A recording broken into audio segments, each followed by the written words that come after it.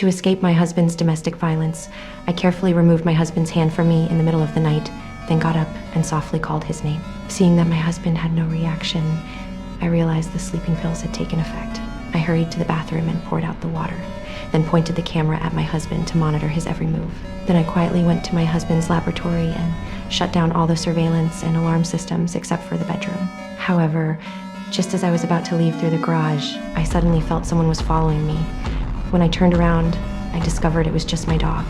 I immediately decided to take the little dog with me, but just as I was removing the dog's collar, an accident happened. The little dog suddenly bumped into the car and triggered the alarm. But I had no time to think now.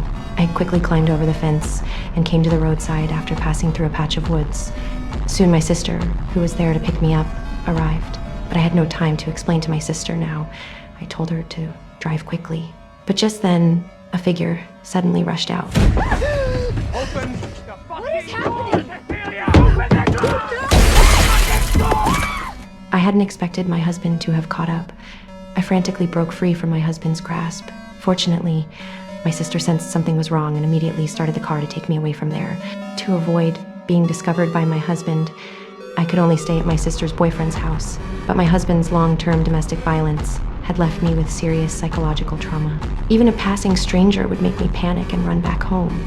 To prevent being monitored, I also covered the camera on my computer. However, at that moment, my sister told me the news that my husband had committed suicide. This shocked me greatly, but to welcome a new life, I still decided to find a new job. However, when I opened my bag, I discovered my interview portfolio was missing. Moreover, during the interview process, I felt very dizzy. Before long, I collapsed on the ground. But the doctor's examination results startled me because I had fallen into a coma due to taking sleeping pills. What was even more terrifying was that when I returned home, I found that same bottle of sleeping pills from before. This instantly made my heart feel uneasy.